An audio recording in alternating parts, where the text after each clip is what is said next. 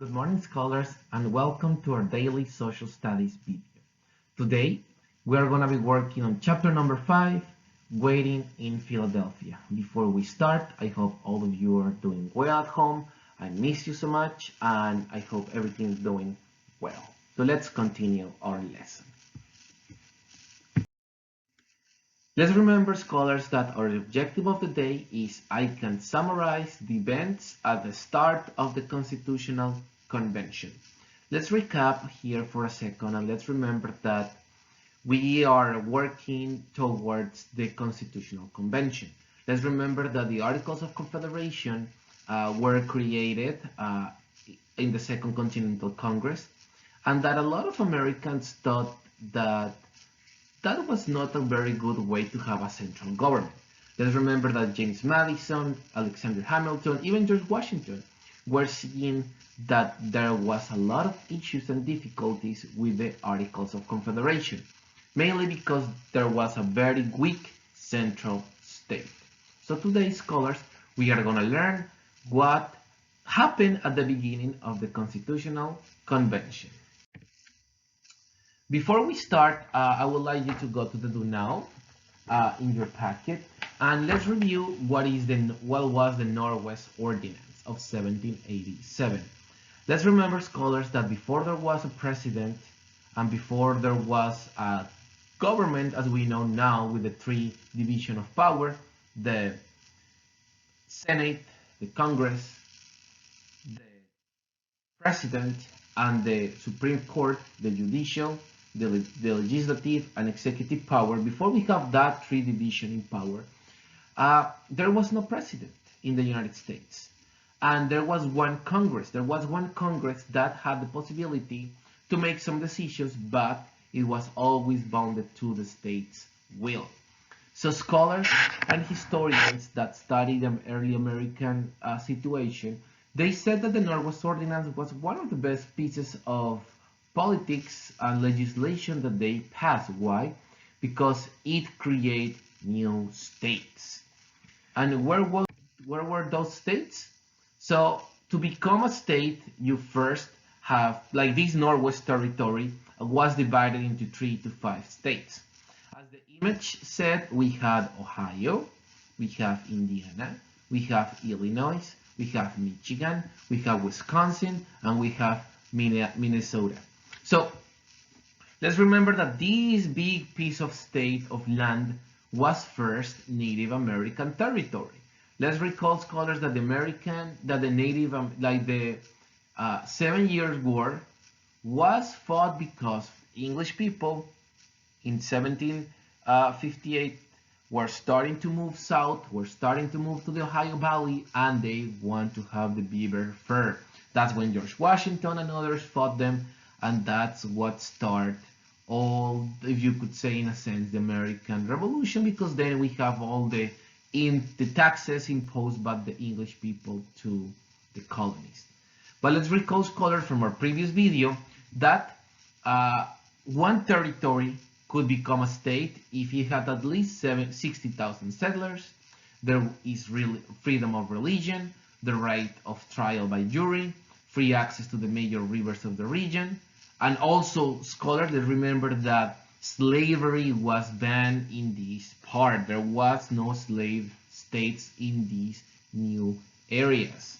So that's why these new people start moving in and we create these new 6 states.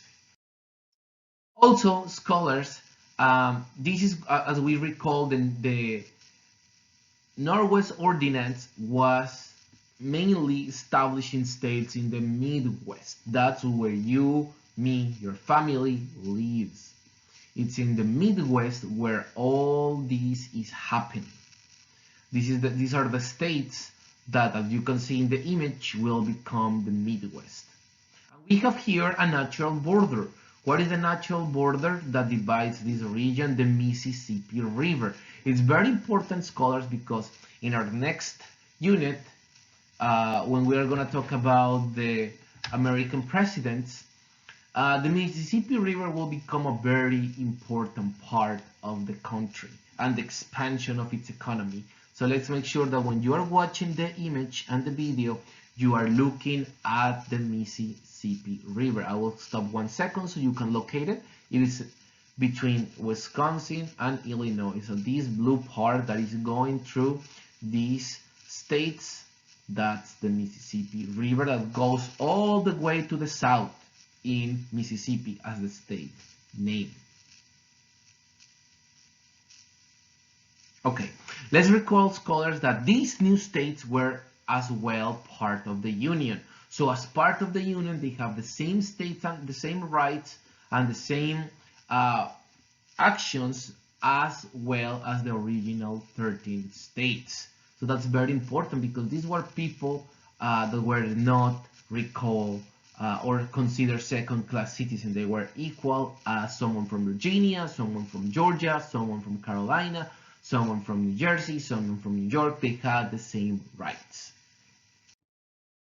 Also, let's recall really quick that Ohio became a state in March 1st, 1803. This is the first time the Assembly, the General Assembly, got together, and that's when, scholars, we consider Ohio to officially become a state of the Union. Okay, scholars, so again, as the same that chapter number 4, the main concept that we're going to be learning in chapter number 5 is the Constitutional Convention. This is very important because that's the key, scholars, of our book. That's the key for what will then become the American Constitution. So let's recall that we are still working on learning what happened at the Constitutional Convention. Before we continue exploring, let's go to our packet and let's review the core vocabulary for chapter number 5. So the main key vocabulary for chapter number 5 is ambassador. Ambassador is a person who is an official representative of her government in another country. So scholars, this is a person that, for example, you could study to become an ambassador. You could go, when you go to college and you study political science and international relationships, if you have a master's and a PhD, you could become an ambassador. You could study to have this career. And I know many of you likes politics, likes law, and maybe in the future some of you could become an ambassador of the United States. I don't know, in the United Nations, in Colombia, my country, in Europe. So American ambassadors are all over the world. They are mainly positioned or stationed in those parts or countries that have alliances with the United States. It's difficult for a country to do not have ambassadors in another country, but there are cases. For example, if you are, I don't know, the United States, and there's these tiny islands in the Pacific, let's say Micronesia, usually I could infer that maybe they don't have an ambassador there. But obviously, if your main ally, for example, is France, you really want to have an ambassador there. So after this brief description, you don't forget to stop and write your own sentence. Remember to write your own sentence using the word ambassador. So scholars, as we have seen, the core vocabulary for this unit is ambassador. So I want to show you, scholars, how in Washington, D.C., where the White House is the United States capital, the Supreme Court, there is a row, this part of the map that is highlighted in red. That's called the embassy row. That's a row where there's several diplomatic missions and diplomatic representation from many countries in the world. This is, scholars, an area where a lot of people, a lot of countries have their embassies in Washington, D.C. So if you want to explore a little bit more, I will definitely encourage you to go to Google Maps and type embassy row. Embassy row, you can go and look for different embassies, maybe try to find an embassy that you may like. You can do a street view, and that will help you to realize how many ambassadors and embassies are just in our capital, Why? Because that's the center of power in our country. So a lot of decisions are made in Washington. So that's why the main embassies of many countries are there. Moving on, scholars. So we are going to start now with our daily reading of the reader. Make sure that you are following along and that you are tracking your reading. So let's take our readers and let's start in chapter number 5, page 36. Let's begin. Chapter 5, Waiting in Philadelphia, a late start. The Constitutional Convention was scheduled to start on May 14, 1787. When James Madison arrived in Philadelphia on May 3rd, he figured he was 11 days early. As it turned out, he was actually 22 days early. Let's go to page 38. That's because the convention could not begin until delegates from at least 7 states were present. On the morning of Sunday, May 13, the day before the convention was to start, Madison was still the only one from out of state to show up in Philadelphia. No one was especially concerned though. In those days, meetings of this sort rarely start on time. Delegates had to come from afar, on horseback or by coach. In the best of weather, the roads were not very good. And the weather in the spring of 1787 was anything but the best. Heavy rains had turned the roads to puddles of mud. That Sunday, May 13th, though, the weather was dry and in the afternoon the sun came out. Philadelphians eagerly awaited the arrival of the most famous American of all. Who you gonna guess? George Washington. Crowds lined the streets to cheer the hero. Men who had served in the American Revolution came out in their old uniforms to greet their commander. Washington's presence alone was enough to create a feeling of hope and optimism about the Constitutional Convention. I'm going to do a parenthesis here. So scholars, having George Washington there was very important for the Constitutional Convention. Why? Because he was a hero. He fought for independence. He was the most famous American in the 13 colonies, and he was there present, giving his support. So that helped scholars, people to realize that this was an important event for the future of the 13 states. Let's continue reading. During the following days, more delegates arrived in Philadelphia. Madison used the time well. As his fellow delegates from Virginia arrived, he met with them. Together, they came up with a plan, for you fill out the blank, of government to present to the convention. Meanwhile, all the delegates got to know each other and discussed the important work that they lay ahead. In the evenings, Philadelphia leading families treated the delegates to entertainment. It was clear that the states had taken this call for a convention seriously, that their delegates were some of the ablest men in America. The best known of them, next to Washington, was also the oldest.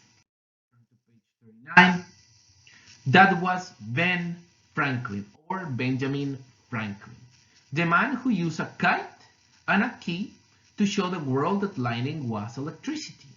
Franklin was Philadelphia's leading citizen. He improved life in the city in countless ways.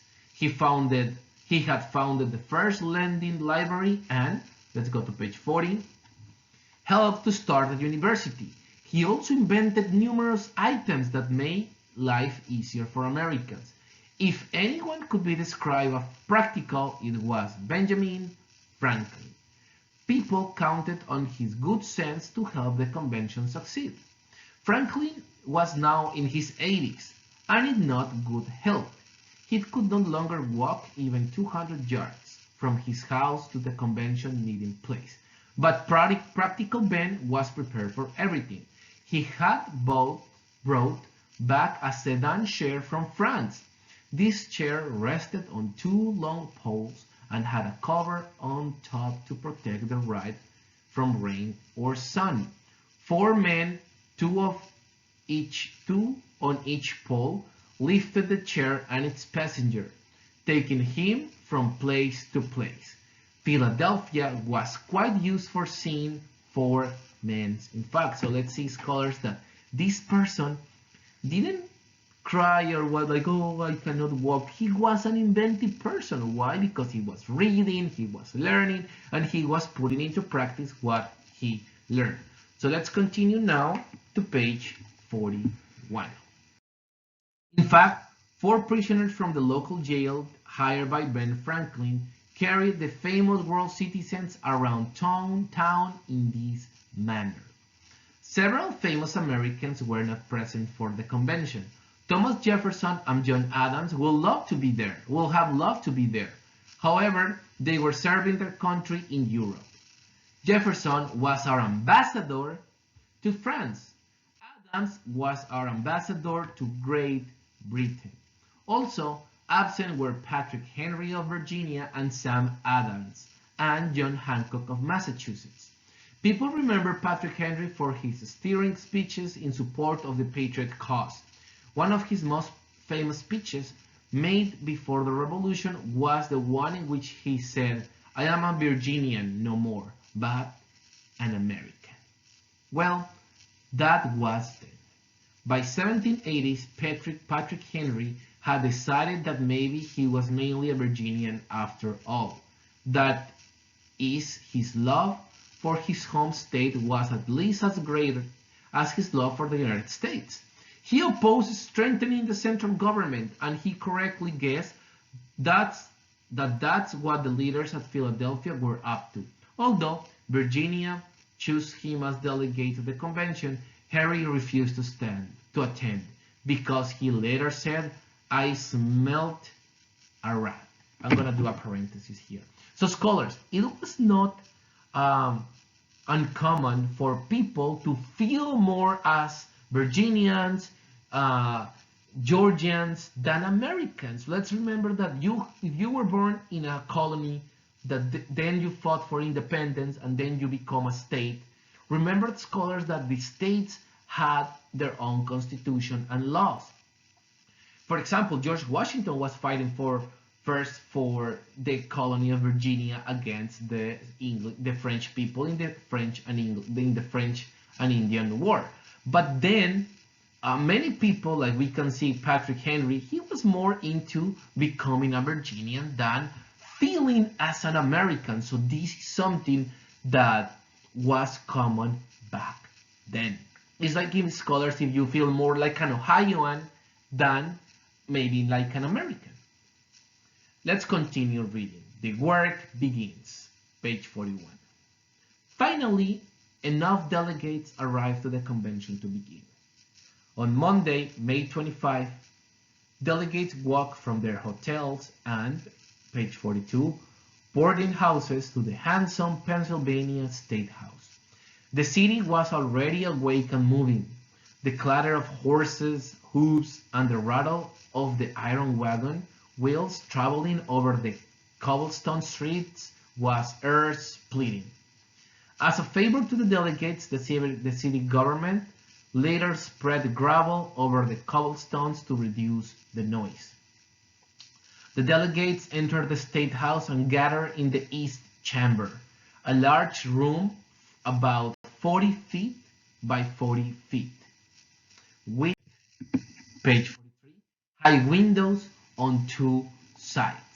In recent years, the room had become known as the Independence Room. It was there that the Declaration of Independence had been signed 11 years earlier.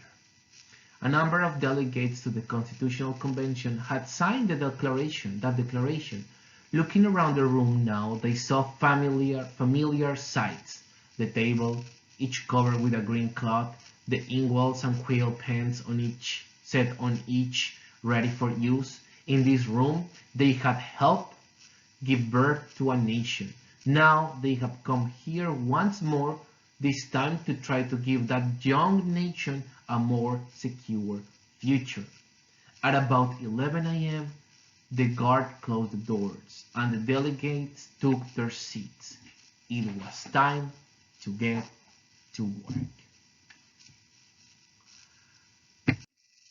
So, as we have seen, scholars, the delegates they got together after 22 days.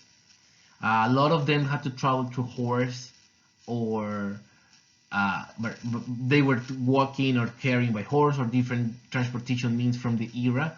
And it was not easy to travel. Let's imagine, scholars, you traveling across the states now with a horse. What if it rains? You have to stop to eat food. So it was very challenging for them to get together, but they finally did it. So before we finish our lesson for today, I want you to please watch the description of this video and look for the following video. It is called Introduction to the Constitutional Convention. So make sure that you watch that video and you're ready to continue learning about what happened in the Constitutional Convention in tomorrow's video. Okay, scholars, so that will be the end of today's lesson. Please now review the reader or video to complete your packet for today. And please remember to don't hesitate to contact me if you have any questions. Have a wonderful day, scholars. Again, missing you a lot. Hope everyone is doing well at home, and see you tomorrow in our online YouTube video. Thank you. Have a good one. Bye-bye.